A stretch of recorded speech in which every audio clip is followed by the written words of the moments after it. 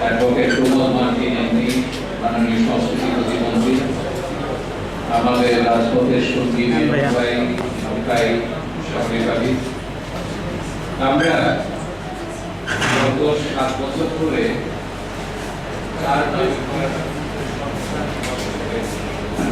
পালন করছি।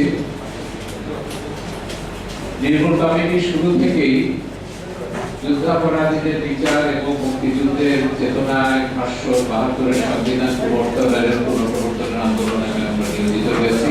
তো 4 নভেম্বরটা আমরা প্রতি বছরই পালন করি। এবার ঈদের কারণে সাগরী কর্মসূচির কারণে এই 19 তারিখে আমাদের পালন করতে হচ্ছে। আজকে আমরা পালন করছি।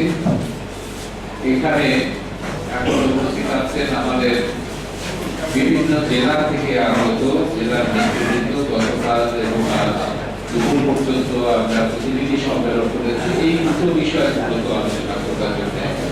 একটি হচ্ছে পঞ্চদশ সংশোধনের আলোকে 72 সংবিধানে আমাদের আদি সংবিধানটি কি অবস্থায় আছে এর ভালো মন্দ দিকগুলো, এবং আরেকটি হচ্ছে যুদ্ধাপরাধীদের বিচার দ্রুত সম্পন্ন করবার ক্ষেত্রে চ্যালেঞ্জগুলো কোথায়, সেটা আমরা কিভাবে অতিক্রম করতে পারি, সেই বাধা সমস্যাগুলো, সেই বিষয় নিয়ে গত 1.5 দিন আমরা